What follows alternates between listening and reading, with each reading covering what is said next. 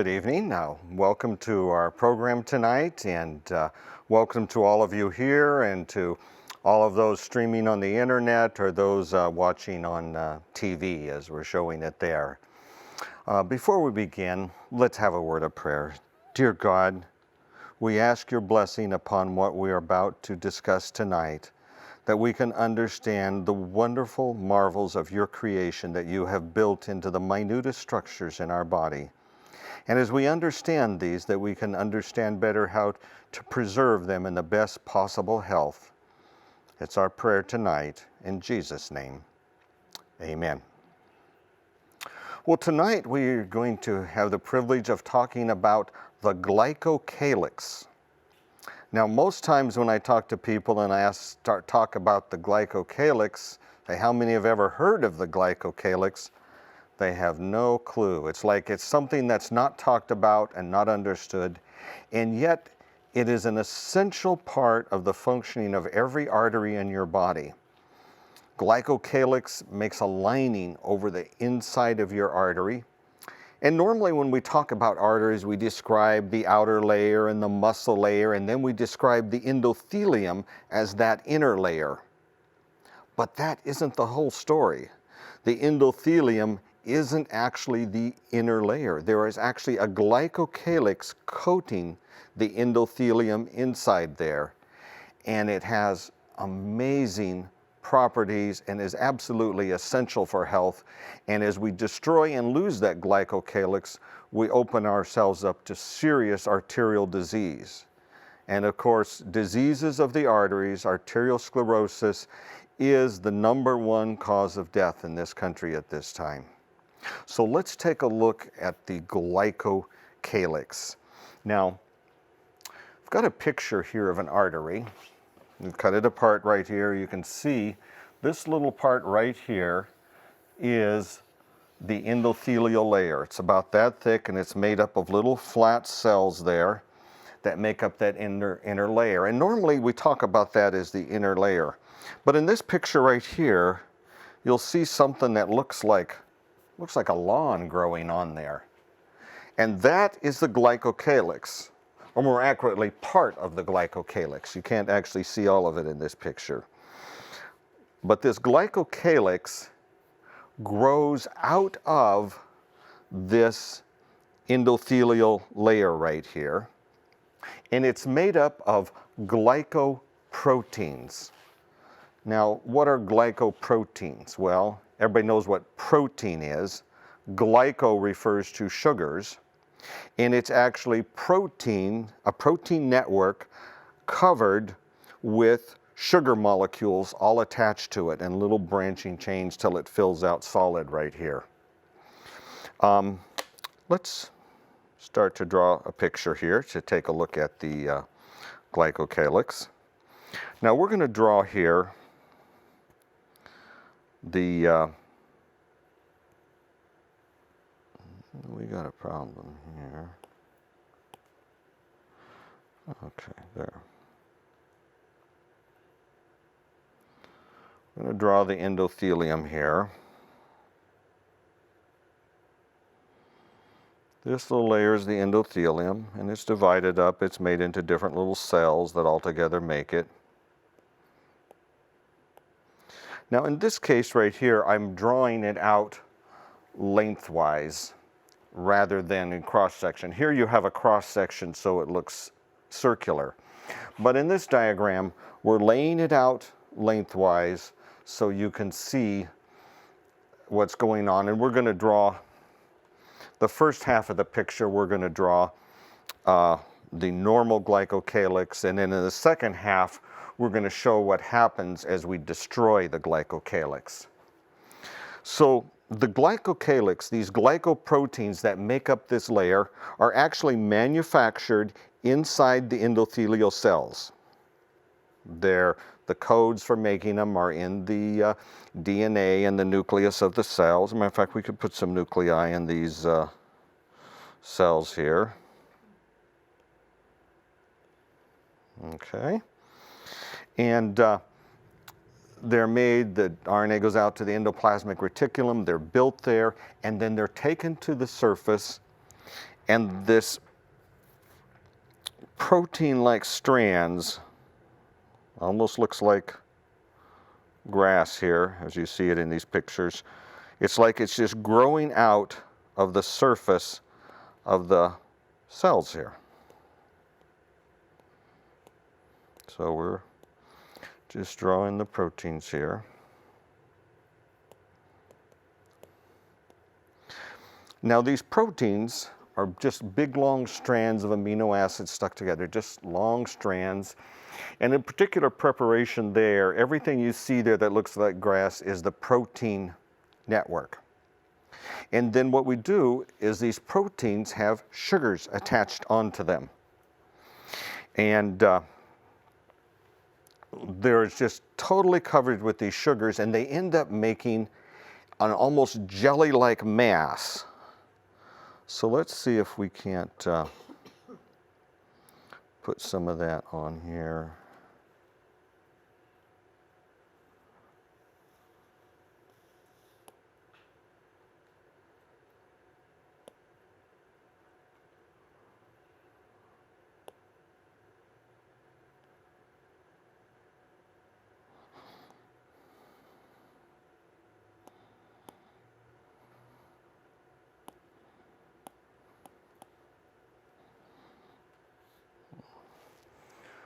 That's so we've got all of these sugars. So you've got this jelly-like mass of different sugars all attached to this protein structure that holds everything in place so it stays there. And it's all attached and growing out of those endothelial cells there. Now, what sugars do they put on there? Lots of different sugars. Do you know how many different kinds of sugars there are? Well, when we talk about sucrose, we talked about two sugars, glucose and fructose. And milk sugar or lactose is made out of glucose and galactose. And maltose is just glucose and glucose. So there you've just got 2 or 3 sugars there. Did you know that there are over 200 different sugars? Where are you going to find all those other sugars? Not in any of the manufactured food today. You're going to find them in fruits and vegetables, over 200 different sugars. Your body can make some of those, take some of them and make them into other one, but there's at least 8 essential sugars that you have to have in your diet to be able to make the others. And so we need a variety of sugars coming in on a regular basis to be able to make the glycocalyx. And the glycocalyx here, in this case, made out of all of these different sugars. If you don't have these other sugars in your diet, how well can you build this? Well, you can't, because it needs specific certain sugars that it builds it out of. And as I said, there's 200 different sugars, and you're not going to get those 200 sugars out of sucrose. You're going to need to be eating all of these different fruits and vegetables. They all have these different carbohydrates, different sugars built into them. All the different parts of the plant have all of these different sugars in them. And it's there that we get the different sugars that we need to build this. But after it's built here, and it's here, the blood is flowing out here, outside of the glycocalyx, and most of the components of the blood never touch the wall of the artery. If you can imagine here, that's this, and then there's this jelly-like layer here, all around here, completely surrounding it here, and then the blood flows through this space right here, so the blood never touches this. So we could draw out here red blood cells flowing by. We could have, here's a white blood cell, part of our immune system here, with its multinucleated center here and little parts in it. There is platelets flowing by out here, little things that are used in, and all of the different proteins out here. There's a lot of different proteins in the blood. They're all out here. And different enzymes may be out there, different clotting factors there. All these different components of the blood are outside of this glycocalyx. They just float outside of that and stay out there and do not reach down into here. Now,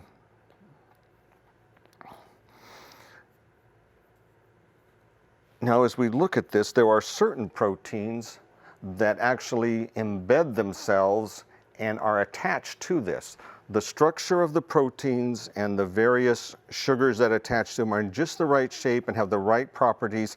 There are certain proteins that are meant to be in the glycocalyx and certain proteins that are not meant to be in it.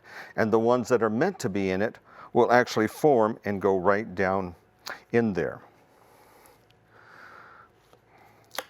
But before we talk about all the proteins, I want to talk about one of the amazing things about it. With every pulse of the blood, remember these are long strands like this, with this jelly-like material, sort of a fluid thing. With each pulse of blood, they're moving like this. You can imagine like seaweed in the surf, as it goes back and forth, it looks like this. Or if you've watched the wind blow across a hillside full of grass and how the grass waves as the wind goes past it. Well, with each pulse of the blood, the glycocalyx is doing this type of a movement. Well, one of the fascinating things is the way God designed it, He actually converts that mechanical energy of the movement of the glycocalyx, where these little strands attach at their base. Like here's a picture right here, the glycocalyx. You can see them attaching the base right here.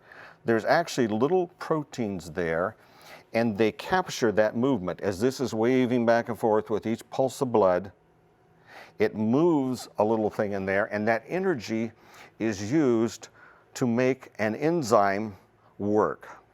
We call it NOS, nitrogen oxide synthetase. It makes nitric oxide. Okay? And we talked about this in one of our previous lectures, but let's just put it in here. There is the NOS. So the movement makes NOS, and what does the NOS make? The nitric oxide. That's not the word no, that is nitric oxide, and that's what relaxes the muscles that make up that wall right there. And so the constant movement here is actually making what is necessary to relax the muscle to counteract constriction of the muscles. You know, we constrict muscles to control the blood flow to different parts of the body. When you run, you open up the ones to your legs and close up other ones. And it's the nerves that close down the ones so the blood can go the others, but you need the nitric oxide to be opening up the vessels there. Okay. Superoxide dismutase. It's an enzyme. We often just refer to it with the simple name with its initials here, SOD.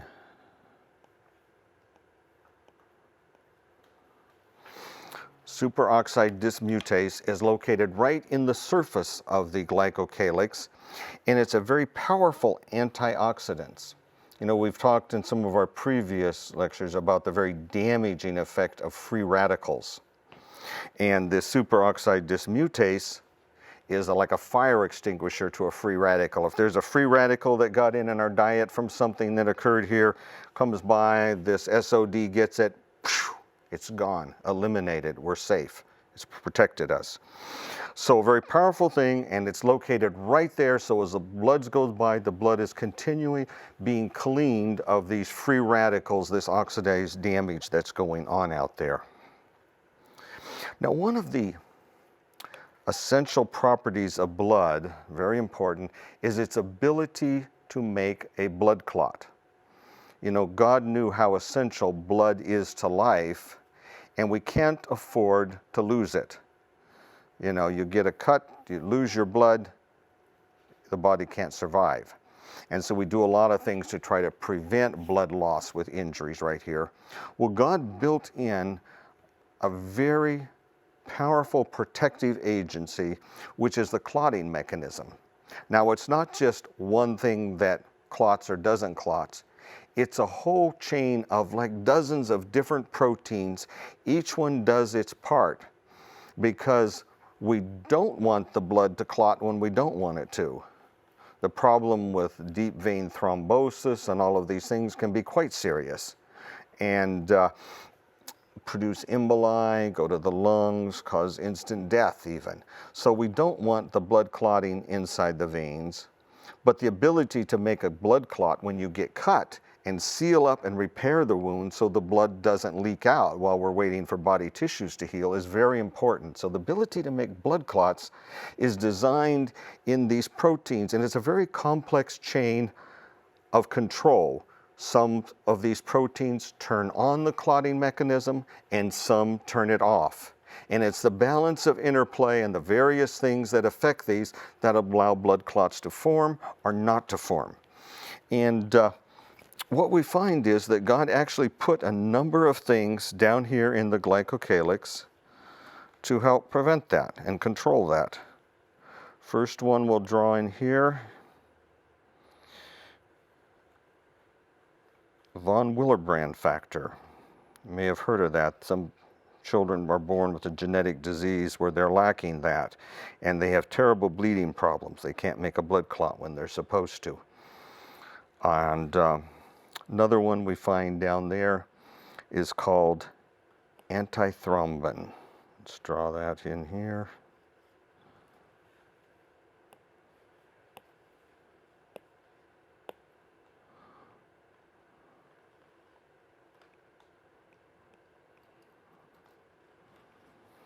On the antithrombin, and then one more important one here we'll put in.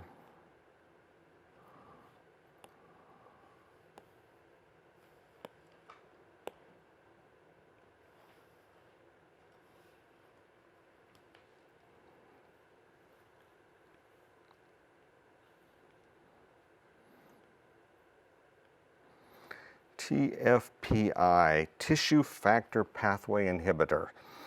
These are both the antithrombin, the tissue factor. They're proteins that are made to stop the clotting mechanism. And so things might be starting to make a clot because we don't want to have a clot form on a normal artery wall. And these are part of the normal glycocalyx on the wall, and they're preventing any attempt to make a blood clot here is going to be stopped by those various proteins there. Again, one of the nice things God made about this, He made it because we don't want clots. Remember what happens when we talked about in the other lectures where we started making a clot on the artery wall and it spread to make a clot that blocked it and that ended up being a heart attack or a stroke? Well, God put these things here so that would never happen. We never want clots forming on normal artery walls. So normal arteries have these substances that prevent it.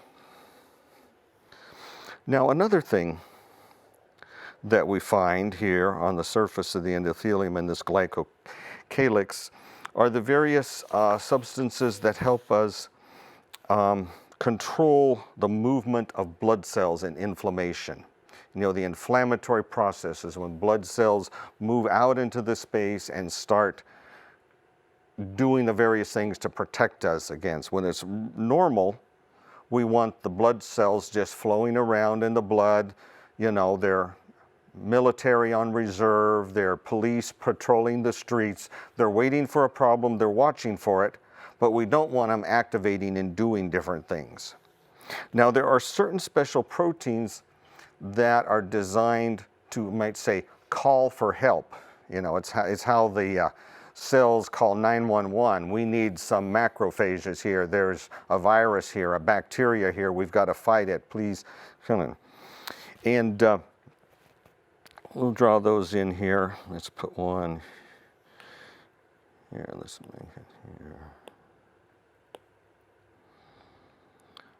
They're attached here, they come up in here, and they've got like little arms that reach out here.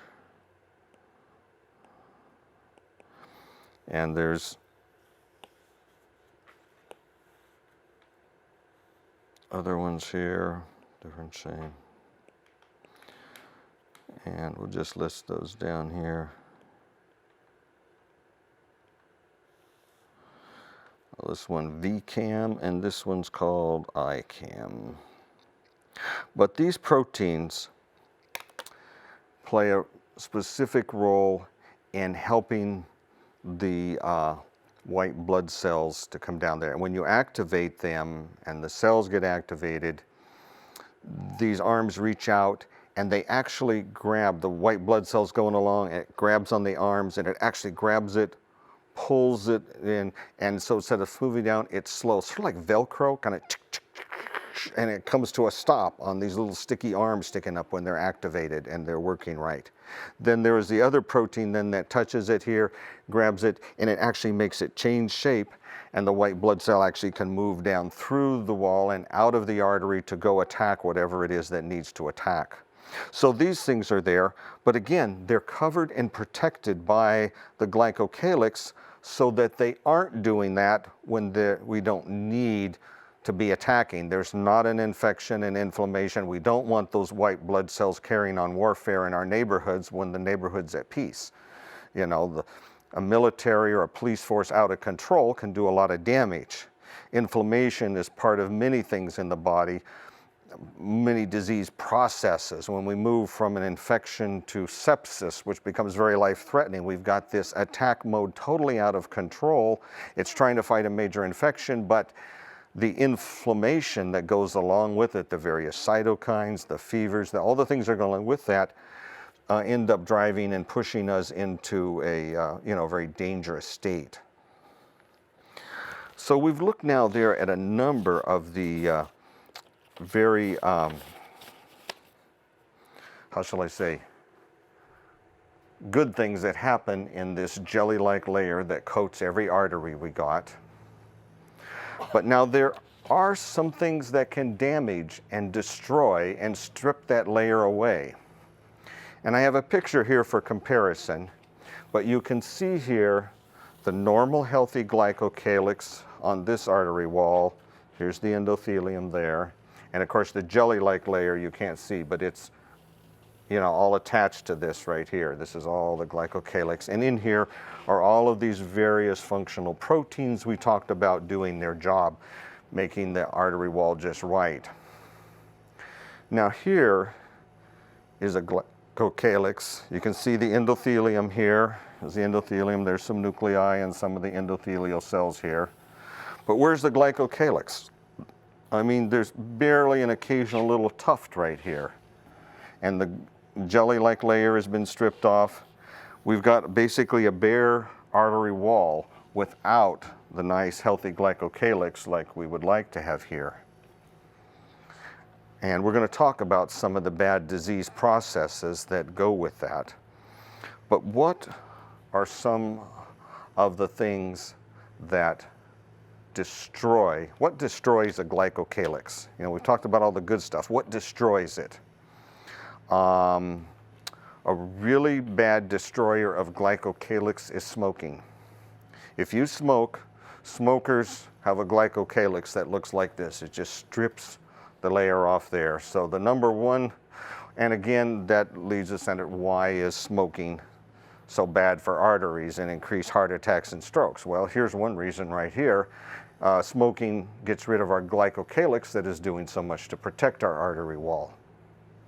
Another thing we have found that gets rid of the glycocalyx is sugar. A high sugar intake destroys the glycocalyx. We've talked about some of the bad things that sugar does in other lectures. Here is another bad thing that sugar does. It destroys the glycocalyx.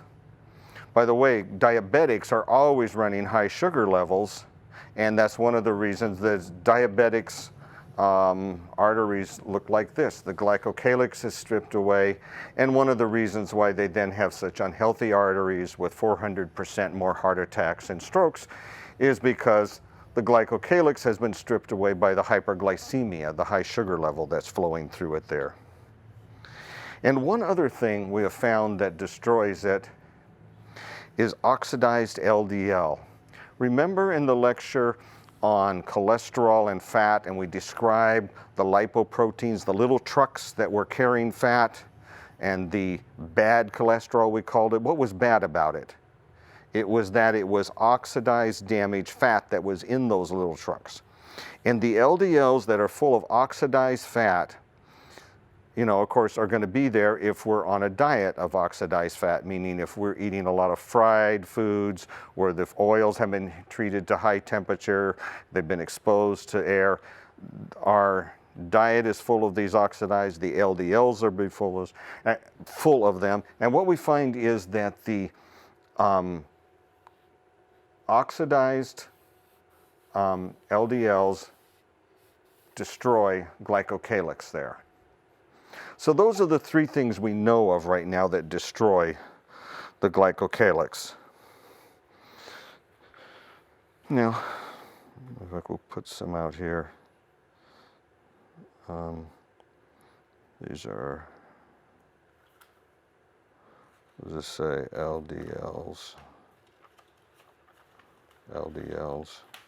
And normally the LDLs stay out there. The LDLs can't get through here and touch the lining here, the endothelium, because the glycocalyx would keep the LDLs out in the bloodstream, flowing on through to wherever the blood was going. So let's take a look here now at damaged glycocalyx. So we've got this one. We'll make it kind of look like that picture over there. A few little strands. It's trying to grow back a glycocalyx here, but it's not. And we don't have the nice jelly-like layer on here. So now we have bare exposed endothelium in our artery wall, whether it's because of smoking or too much sugar or too much fried food in the diet. This is how the arteries are ending up here. And so what is that going to do in terms of our health of our artery walls? Well, one of the first things, remember our NOS here, nitric oxide synthetase, you know, with that nice movement there, providing the energy for those to build the nitric oxide. What's happening now? Well, there's no arms up there to move. The blood's flowing by, but there's nothing happening. So the NOS here is not working. And so there is no nitric oxide coming down there to relax the muscles. And without that, we're contributing to what? Hypertension, high blood pressure here.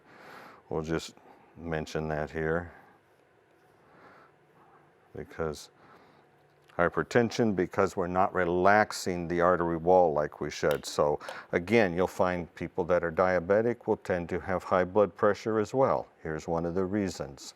Smokers will tend to get high blood pressure. Here's one of the reasons. We often see all these diseases going together, and here's one of the mechanisms that can drive that process there.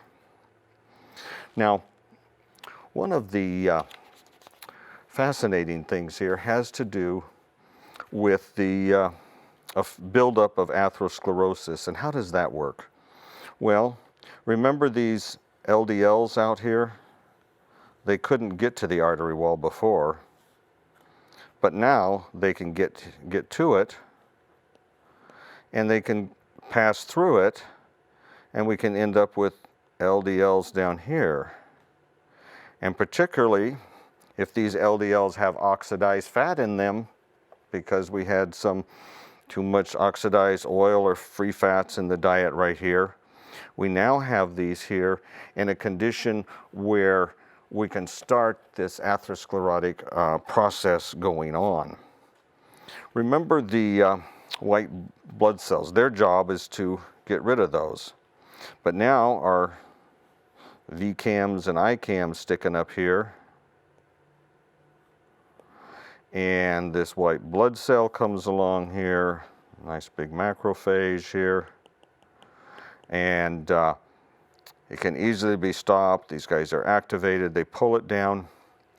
And it's neat. It's just like goes right down to the space between the whole thing, just kind of shoots up, slides through the intracellular space, and then forms on the other side. Just like kind of mercury flowing through a little gap and then reforming on the other side. The cell, no other cells can do that, but these move around and they go right through these places. And now we've got macrophages down here. And of course, they're attacking the LDL and getting rid of it because we don't want this oxidized LDL down here. It's bad. It causes a lot of bad reactions, so we're trying to get rid of it. But of course, what happens is, as we've talked about, these macrophages, as they start to swallow it up, and then there's another, and there's another, and eventually they turn into giant foam cells because they've taken in so much of this oxidized fat that they can't get rid of. And it's all going on down here. And so they turn into these giant foam-like cells. And eventually we just start building up a whole layer of these foam cells and their various debris down here. And it's that layer there. As a matter of fact, let's add a little color to it here. Maybe that'll make it easier to identify.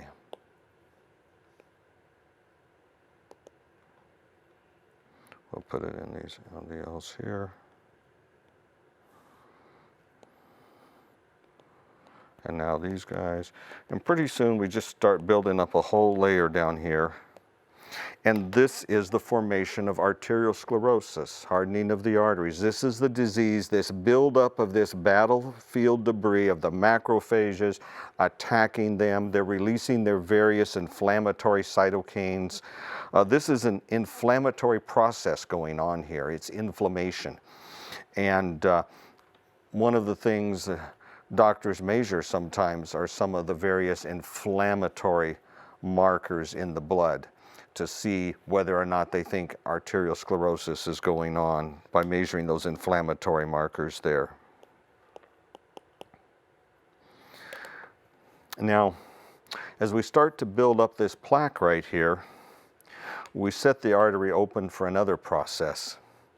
And it has to do with the formation of the blood clot and the thrombus and eventually the heart attack and the stroke.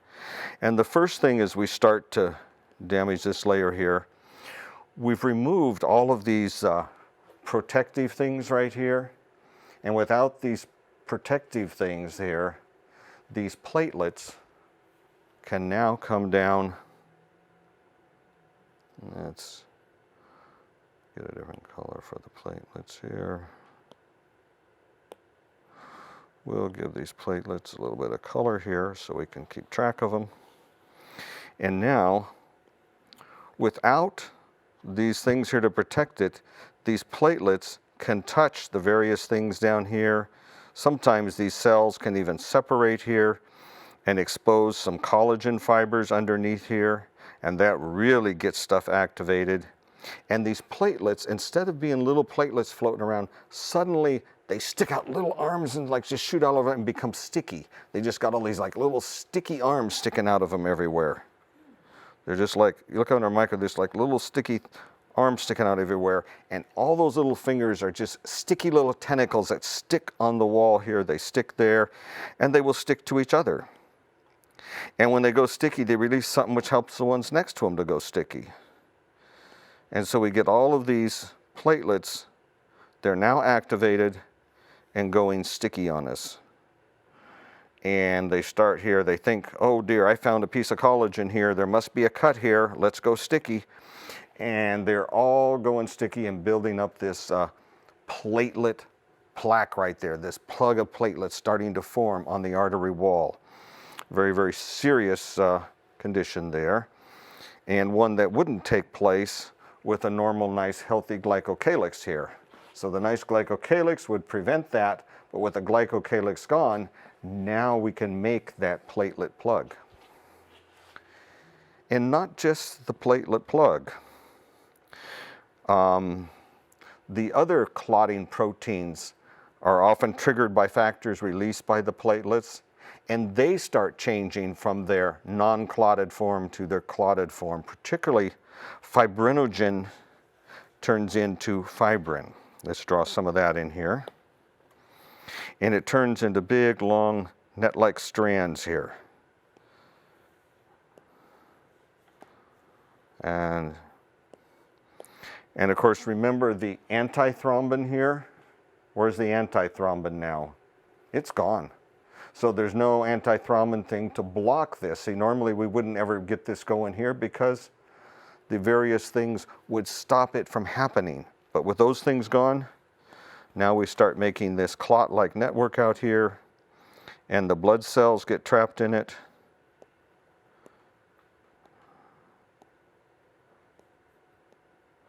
And we have a blood clot forming here. And of course, if this happened to be one of your coronary arteries in your heart, without the glycocalyx there to protect it, the platelets have gone sticky, and now a blood clot is forming on top of there. Really a very, very serious type thing going on. This would be a heart attack. If this was an artery in your brain where this happened, this would be a stroke. And so you see how essential the glycocalyx is here for this process. One of the other things we talked about is the AGEs, the advanced glycation end products, these damaged proteins here.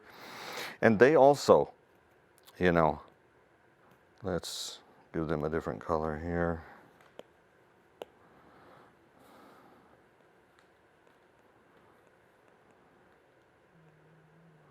So here's, you know, they may be out here. But now with this open thing, they can come down, and the AGEs can get down here. And the AGEs, like the oxidized fat, will begin to trigger and build and become part of this inflammatory mass right here. The ICAMs and VCAMs are getting activated, and the white blood cells that are rolling down the thing right there, they just get stick till they're completely stuck. And then they pass through the wall, come out on the other side, and again start building up and adding to this layer right there. So we've talked about the various ways that we cause arteriosclerosis and that, but there is a whole nother type of disease that comes from the loss of the glycocalyx. We often refer to this process here as macrovascular disease. But now I'm going to take a look at something called microvascular disease here.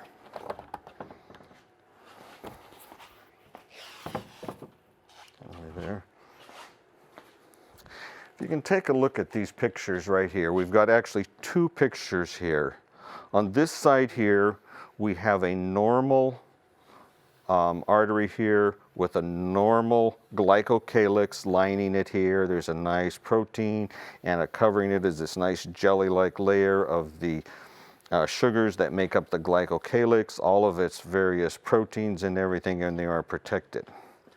Now, if you look in this picture here, on this side, you can see the endothelium here. But where's the glycocalyx? The glycocalyx is gone. This picture here is equivalent to these two pictures over here. One's got the glycocalyx and one's had it stripped off. This one's got the glycocalyx and this one has had it stripped off. But now when we talk about microvascular disease, we're talking about another function of the glycocalyx. And that is, if you look here, another difference between these two pictures. Do you see this white layer right here? Do you know what this is? That's water. That's fluid. That's edema. That's fluid that should stay inside the blood vessel, and it's coming out. It's coming out. Now, normally, the fluid is kept inside because of what we call the osmotic pressure. There's all these proteins in here, and the proteins hold the water in. But now, without a glycocalyx to hold the proteins inside the blood vessel, many of those proteins are leaking out. And as we have all these proteins out here, now the osmotic pressure increases out there, and we actually start pulling water out and getting edema out here. And so now we've got a problem where we're sort of like compressing the vascular space here with all of this fluid around here, and we really begin to destroy the functioning of this vessel, and particularly in the smaller capillaries and stuff. We start squeezing it down, and we can't pass the blood cells through properly. Nothing's going to work right here. And this particular process here, where we're losing the normal integrity here of the glycocalyx, and now the proteins and fluid are leaking around, causing this edema around here and the collapse of the vessel, is what we call microvascular disease. And particularly we see this diabetic retinopathy, the damage to the little teeny microvessels in the retina. You know, diabetes is the #1 cause of blindness.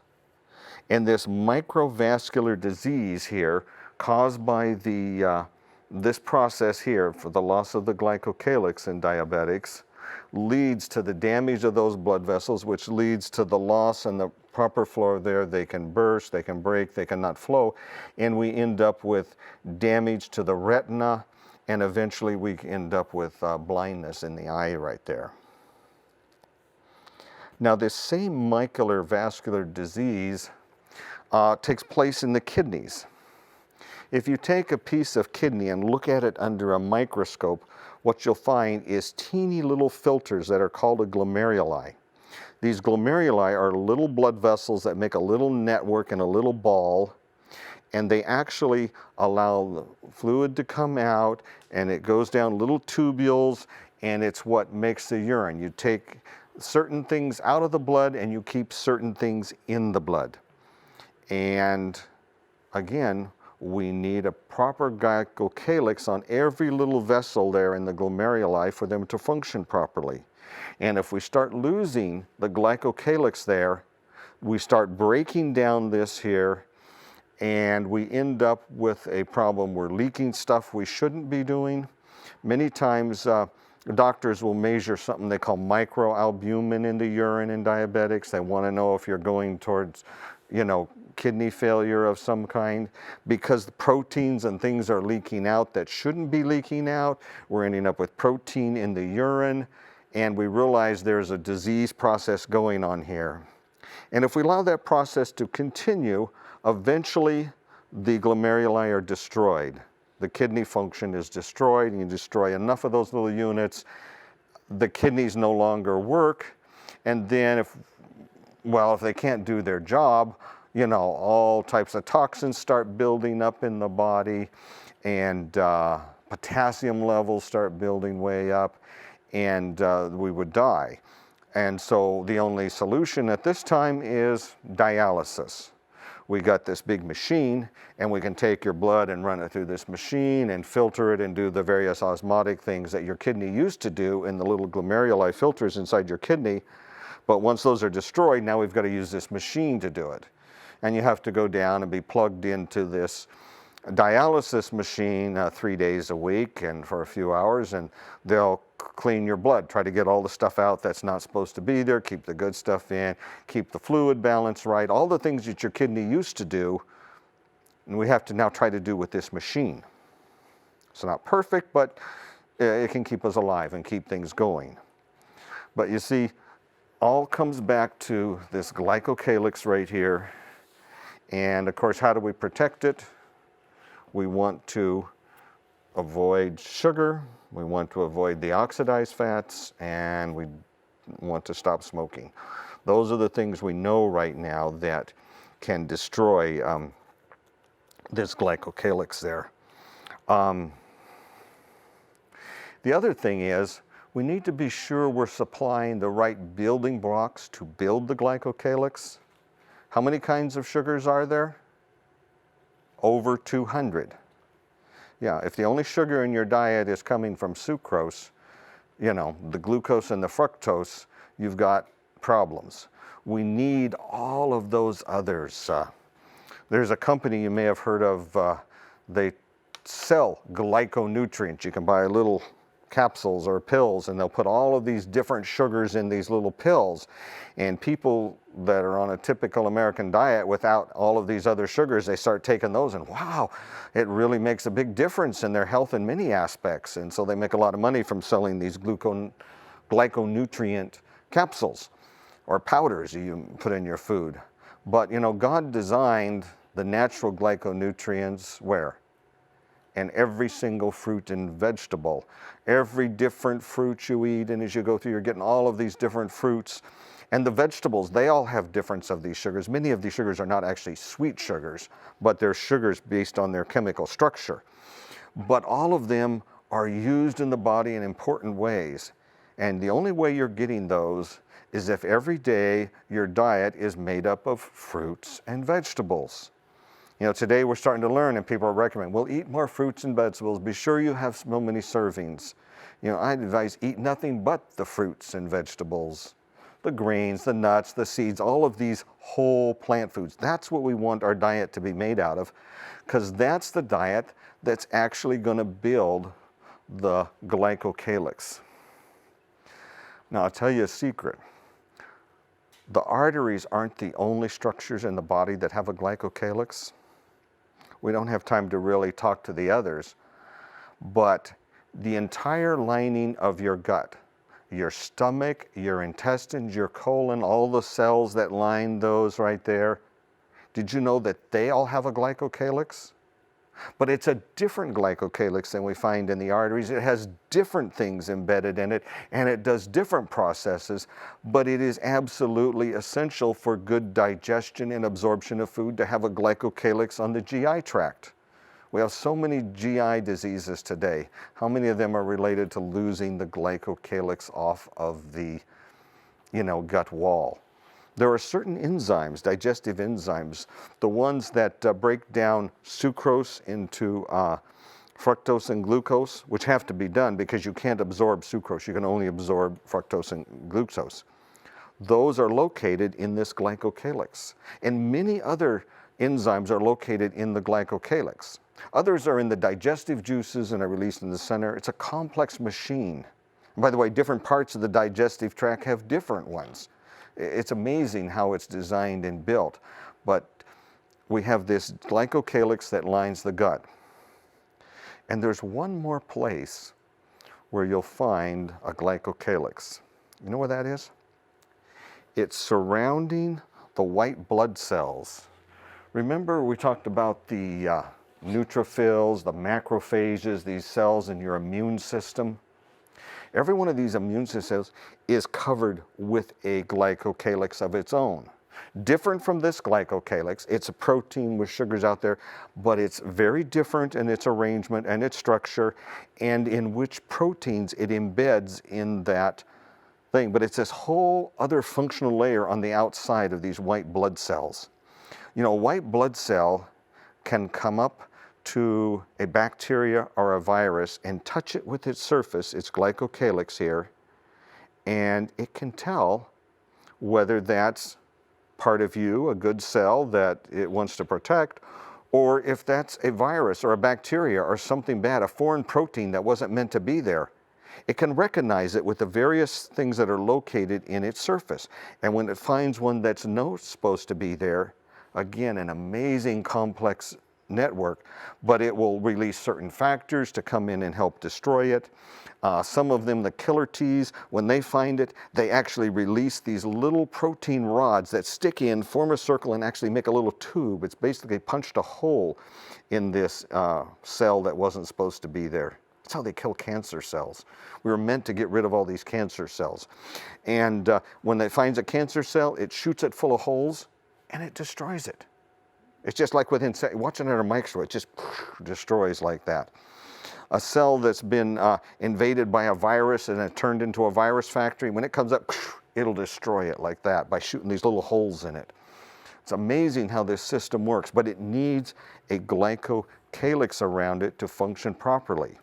You know, all of this phagocytosis, this eating, the macrophages that come do that big eating where they get rid of the bad oxidized fats and the AGEs and all of that, they need a proper glycocalyx to do that.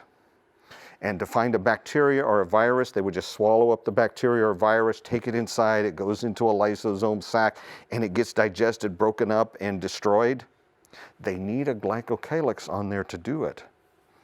You know, you can take a picture of the blood cells and watch. They have what they call the phagocytic index, and they count how fast these eating cells can eat up bacteria. And so you see this picture, all these bacteria, and they count how many they can eat in so much time, and that is the phagocytic index. And a normal, healthy cell has an index of around 15. It can get through 15 of those in a certain amount of time. And so they watch and measure those and count them. But you can take them and add sugar to the blood in that solution right there, and you know what happens to those cells? It strips their glycocalyx off, and what happens? They just like little balls floating around. They come up to a bacteria. Hi, how are you? Have a good day. Goes right on, you know. They just touch them. They can't recognize them as an enemy to attack them. Have you ever wondered why? You know, I said, oh, you take too much sugar, you're more susceptible to a cold. You know, you tell the kids, don't eat too much sugar, you're going to get a cold, you're going to get sick. Well, here's why. All of that extra sugar strips the glycocalyx off of the cells that are protecting us. And those protecting cells now can't devour the bacteria or viruses like they're supposed to. And so the viruses and bacteria can multiply and divide and spread. And pretty soon there's so many of them, we're sick and we're going on with this infection. Then to get under control, we really need to be sure we get off the sugar to try to get them back on shape, to get them going. We've got to do what's stopping, you know, causing this here. We're going back to fighting the cause, getting rid of the cause. And the cause in this case, sugar, oxidized fats, and smoking are the three things we know that destroy glycocalyx. But, you know, we can just measure. We can watch the phagocytic index of those white cells go down to 0. It's just amazing how God has designed all of these complex little structures here, and they all work fine when we're eating fruits and vegetables. We're putting all the materials in to build new ones. But if we're drinking sodas, what are we doing? We're destroying them and not giving them a, so we're doing exactly the opposite of what was meant to be there. So again, I hope this is inspiring you with the value of health principles for our getting free of disease. Because the diseases we're talking about here are the diseases that are killing us. There's the retinopathy there. There is the problem with the renal failure here in the diabetics. We see a lot of that there in the microvascular. But the #1 cause in this country is what? Heart attacks, strokes, arterial sclerosis. You know, hypertension is part of that picture right here. And the glycocalyx was there to maintain and protect the health of the arteries there. So what if we've got bad arteries like that and we don't have a glycocalyx on it? Can we get it back? And the answer is yes, because if you think about it, well, you see these endothelial cells here? They've still got a nucleus, they still know how to make it. The problem is it's being destroyed, you know, it's more than a lawnmower, it's somebody's just digging it out by the roots here, just ripping it out for them. But if we stop doing that, and if the cell has a supply of all of these different sugars it needs to build glycocalyx, just like a lawn, it starts growing back in. And we can grow, you know, depending on how bad the damage is. What we find is the susceptibility to a heart attack will go way down in about 30 days. You know, we've talked about getting rid of the atherosclerotic plaque down here, and we can actually get rid of that over time. But most of the things I've seen, the time from a bad angiogram to a normal angiogram is a few years, you know, a couple of years it takes to kind of get rid of that enough that the arteries are totally back like they should be. But the good news is your risk of a heart attack goes way down long before you reverse that narrowing of the arteries, this plaque. I mean, if you think about it, it took years to build up this cholesterol plaque, and you didn't have a heart attack. You were fine all these times it was growing up. It wasn't until finally some point here that we got to the point where we had the heart attack here where it was this bad. And if you just think about it, when we've got that layer, even though that layer might still be there, if we've got a nice glycocalyx lining that artery, how likely is it to form a platelet plug or a blood clot? No, we've got a protective layer there. Even though there's some bad stuff happening there, we've got this protective layer coating it, and so how likely are to have a heart attack? Your risk of a heart attack goes way down within a month of switching your diet, back to this whole plant food, whole diet without the sugar in it and without the oxidized fats or oils, this refined stuff in it. So that's very good news. We talk about how long it takes to cure disease. Well, you can take pills for years and years and years. It's not going to change this. We can take anti-cholesterol pills, we can take blood pressure pills, we can take all kinds of cardiac pills, we can take all kinds of drugs to do all kinds of things trying to prevent heart attacks. You need to be on this drug, you need to be on a statin, you need to be on an ACE inhibitor, you need to be on all these different drugs to prevent heart attacks. What do you really need to prevent a heart attack? You need a good glycocalyx, right? And there's no pill that will give you a glycocalyx. What's going to give you a glycocalyx? Stop smoking, get rid of refined sugar in the diet, and we get rid of oxidized fat, oxidized oils, free fats. If it comes in a bottle, it's exposed to oxygen. If you take the bottle and pour it in a frying pan, you've increased that oxidation factor 1,000,000 times. These are the things that are driving this process, and they're all things we can change. We can come back to that original diet that God gave us, whole plant foods eaten whole, fruits, vegetables, nuts, seeds, whole grains, as near as possible to the way He created them. And on this very simple diet that God gave us, we don't have to have these diseases. And even if we've got them, we can get the glycocalyx back, we can get the protection back, and we don't have to have this disease process going on inside of you. I hope this has inspired you and helped you to go ahead and just take that extra thing to actually change the diet and choose to be healthy instead.